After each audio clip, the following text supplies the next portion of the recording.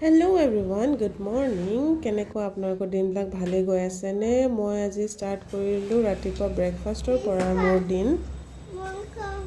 ভাবিলোঁ অলপমান আগফালে বহি খাই লওঁ, কিমাননো আৰু ভিতৰত বহি বহি খাই থাকিম নহয়নে? আজি লৈ আহিছোঁ ৰুটি, অমলেট আৰু আলু ভাজি লৈ মই আগফালে বহি লৈছোঁ আৰু ধুনীয়াকৈ পৰিৱেশটো চাই মেলি চৰাই মাত শুনি মেলি খাই আছোঁ। কেতিয়াবা আপোনালোকে এনেকৈ বহি খায়নে আগফালে? জনাব দেই, মই কিন্তু এনেকৈ ভাল পাওঁ। তাৰপিছত খাই থাকোঁতে মোৰ হঠাতে মনত পৰিলে নহয়, মোৰ যে ইমান কাম আছে। আৰু এতিয়া অসমত কি ট্ৰেণ্ডিঙত আছে বাৰু? কাম, ঘৰ চফা কৰা ট্ৰেণ্ডিঙত আছে হয়নে? সকলোৱে ঘৰ চফা কৰিছে, কোনোবাই চাৰ্ফেদি গোটেই ঘৰে ধুই দিছে। আৰু মোৰ ইয়াত এনেকৈ ধুবলৈ মই মানে নোৱাৰোঁ ইমান কষ্ট কৰিবলৈ, কাৰণ মই বছৰটোত দুবাৰেই ডিপ ক্লিনিং কৰোঁ। এবাৰ হৈছে আমাৰ বিহুৰ আগত আৰু এবাৰ হৈছে বিহুৰ পূজাৰ আগত কাৰণ মোৰ মানুহজন হৈছে নেপালী আৰু মই হৈছোঁ অসমীয়া, সেইকাৰণে মই বিহুৰ আগত কৰোঁ আৰু এবাৰ পূজাৰ আগত কৰোঁ। আৰু এই দুয়োটাই হৈছে আমাৰ মেইন ফেষ্টিভেল নহয় জানো? সেইকাৰণে মই কৰি লৈছোঁ চফা। এতিয়া প্ৰথমে পূৰা ভালদৰে ঘঁচি একেবাৰে ঘঁহি মই চফা কৰি লৈছোঁ জোঁটৰে। তাৰপিছত কাপোৰ এখনেৰে ভালদৰে মোহাৰি গোটেইখিনি মোহাৰি আনিছোঁ। এইদৰে মই চফা কৰি আছোঁ দেই। আপোনালোকে কেনেকৈ কৰে জনাব। আৰু এই তেলৰ যে চিকনিবিলাক নেযায়, কি দি চাফা কৰিব লাগে জনাবচোন। যোনটো নেকি চাৰ্ফেৰেও নেযায়, কিবা এটা আছে লিকুইড, মোক জনাবচোন কি লিকুইড দিলে মানে চফা হয় ভালদৰে, জনাব দেই আপোনালোকে। আৰু এইফালে চফা কৰি শেষেই নহৈছে। এইবিলাক পেলাই দিবলগীয়া বস্তু ইমানগাল আছে। মানে ছোৱালীজনীৰ দৰৱ, পুৰণা এক্সপায়াৰী হৈ যোৱা দৰৱবিলাক উলিয়াই লৈছোঁ। কিছুমান পুৰণা বটল, কিবা তেলৰ বটল, এইবিলাক মানে গোট খাই আছে, মানে গোটেইখিনি উলিয়াই লৈছোঁ। আৰু যিহেতু মোৰ ফ্ৰিজটো বনোৱা দুদিনমান হৈছে, কাৰণ গোটেই বেয়া হৈ আছিলে আৰু সেইটো মানে গোটেই ষ্ট'ৰেজ নিচিনাহে আমি কাম কৰি আছিলোঁ, মানে ফ্ৰিজটোৰ ওপৰত গোটেই জমা হৈ আছিলে। আৰু এই টাইলছবিলাক ভালদৰে চফা নকৰিলে মানে ভাল নালাগে, গোটেইবোৰ চফা কৰি লৈছোঁ। আৰু আমাৰ ঘৰটো জানো বনাওঁতে কি চিমেণ্ট দিলে নে কি কাৰণে নাজানো, গোটেই মানে আপোনাৰ বালিবিলাক খহি পৰি গৈছে। ঘৰটো বনোৱা আমাৰ প্ৰায় 5 বছৰ 6 বছৰমানহে হৈছে আমি এই ঘৰটোলৈ অহা। নাজানো মিস্ত্ৰীয়ে কেনেকুৱা ধৰণৰ চিমেণ্ট লগালে, ঠিকাদাৰবিলাকে। বৰ বেয়া মানে পৰিস্থিতি আৰু কি ক'ব। মই এনেকৈ চাফা কৰোঁ দেই। এইবিলাক গোটেই তেলৰ চিকুনিবিলাক মানে ভালদৰে চাফা কৰিছোঁ। ফ্ৰিজটো ভালদৰে চাফা কৰিব লাগিব। এবাৰ চাফা কৰি ল'লোঁ ভিতৰখিনি, কাৰণ বহুত দিন বন্ধ হৈ আছিল যে, ঠাণ্ডা দিনকেইটাত আমাক দৰকাৰ নহৈছিলে যিহেতু, সেইকাৰণে বনোৱাও নাছিলোঁ। এতিয়া যিহেতু বনালোঁ, গোটেইখিনি চাফা কৰি ল'লোঁ ভিতৰত। বাহিৰৰ এই ছাইডৰখিনি অলপমান চাফা কৰিব আছে। প্ৰথমে এইখিনি চাফা কৰি ল'লোঁ, দেখিছেনে কেনেকৈ জিলিকি গ'ল। চাফা কৰা আফটাৰ বিফৰ দেখাম দেই, বিফৰ আৰু আফটাৰ কেনেকুৱা হৈছিলে। আৰু পানী আমি ইয়াত কিনি খাওঁ, যদিও ঘৰৰ বৰিং আছে, কিন্তু আমি পানী কিনি খাওঁ ছোৱালীজনীৰ কাৰণে। আৰু এইফালে চফা হৈ গ'ল। এইখিনি বেচিনৰ তলৰখিনি বাৰু মই ভালদৰে আকৌ এদিন চফা কৰিব লাগিব, কাৰণ মোৰ লোহাৰ ব্ৰাছডাল বেয়া হ'ল। তাৰপিছত এইফালে ফ্ৰিজৰ তলৰ যোনটো আলু আৰু পিঁয়াজ থোৱা বাস্কেটটো, সেইটো ভালদৰে ধুই আনিলোঁ মই আৰু ভৰাই দিলোঁ। এইটো আজিৰ পৰা ইয়াতে থ'ম আৰু এইটো টেকেলিটো মই ভাঙিছিলোঁ সেইদিনা, কিন্তু 80 টকা নোলালে, 1 টকা নোলালে। আৰু এইফালে বটলবিলাক মই পেলাবলৈ উলিয়াই লৈছোঁ। 3টা কাঁচকল আনিছিলোঁ খাবলৈ, কিন্তু থাকি গ'ল। এতিয়া কি কৰিম, বান্দৰকে দিম আৰু সেইকাৰণে উলিয়াই থৈছোঁ। আমাৰ ঘৰত বান্দৰ আহে যে, এটা সময় আছিলে ঘৰটো পোৱা নাই।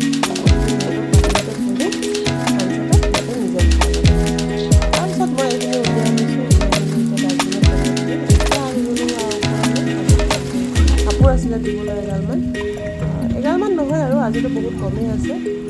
আজি বতৰটো অলপ ডাৱৰীয়া, যোৱা ৰাতি বৰষুণ দিছিলে। এতিয়া মই ধুই দিম আমাৰ যোনখিনি তাৰ এইটো মানে তাৰ হেৰিটো মৰি গ'ল। সেইকাৰণে মই ভাবিলোঁ ইয়াত ফুটা কৰিম, তাতে এজোপা নয়নতৰা ফুল আনিছিলোঁ, তাকে লগাম বুলি, কিন্তু নোৱাৰিলোঁ। লাষ্টত ইমান কষ্ট কৰি নোহোৱাত মই এটা গছ হে ল'লোঁ, যাতে মই অলপমান আৰু বল পাওঁ। আকৌ মই ভিতৰলৈ লৈ আহিলোঁ, ইয়াত কেণ্ডেলত গৰম কৰি জ্বলাই মেলি ফুটা কৰি দিলোঁ। নোৱাৰিলোঁ,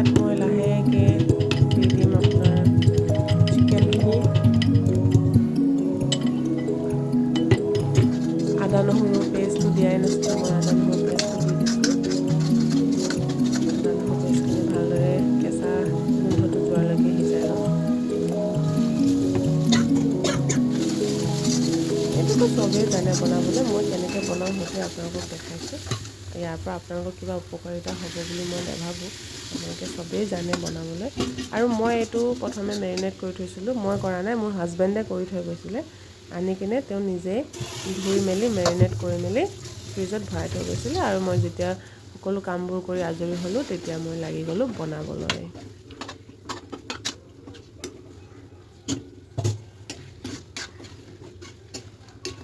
আমি সকলোবোৰ মিক্স কৰি আনো ঠেং পাখি আৰু উইংছ বুলি কয় যে আৰু এইফালে আপোনাৰ ভিতৰৰ কলিজা আমঠু এইবোৰ সকলোবোৰ লৈ আনে ভালদৰে ধুই মেলি চাফা কৰি মেলি তাৰপিছতে মেৰিনেট কৰি থৈ গ'ল তেওঁ মই বনাব লাগি গৈছোঁ এবাৰ এইদৰে বনোৱা হয় আৰু চিকেনটো আপোনালোকে কেনেকৈ বনায় সকলোৱে নিজৰ নিজৰ প্ৰচেছত বনায় ন আজি মই গোটা মছলা তেনেকৈ ব্যৱহাৰ কৰা নাই কাৰণ তেওঁ অলৰেডি পেকেট মছলা দি মেৰিনেট কৰি থৈ গ'ল যিহেতু তাৰপিছত এইফালে মই মাজে সময়ে লৰাই দিছোঁ আৰু মাজে সময়ে লৰাই দি মাজতে ইয়াত এজন চিকেন কাটা দাদা এজনে ইমান ধুনীয়াকৈ পুৰি দিছিলে মাংসখিনি মানে চব নোম চোম উলিয়াই মেলি ইমান ধুনীয়াকৈ পুৰি দিয়ে নহয় খাবলৈ ইমান ভাল লাগে মানে এটা ধুনীয়া পুৰা পুৰা গোন্ধ এটা আহে নহয় স্মকি টাইপ আজিকালি নাই সেই দাদাজন এতিয়া বনোৱাৰ পিছত এয়া হ'ল মই পৰিৱেশন কৰা টাইম থালখন কেনেকুৱা লাগিছে জনাব এইবাৰ বহি গ'লোঁ মই খাবলৈ ল'বলৈ অৱশ্যে মোৰ মানুহজনো ছাইডত বহি আছে দেই কিন্তু তেওঁ ওলাবলৈ টান পায় সেইকাৰণে মই অকলে ম'বাইল কৰোঁ আৰু অলপমান দেখাওঁ আৰু কেনেকৈ খাইছোঁ কিমান টেষ্টি হৈছে নিজে বনোৱাটো সদায় নিজৰ কাৰণে ভালেই লাগে সেইকাৰণে আৰু কি বনাই নাথাকিলোঁ আৰু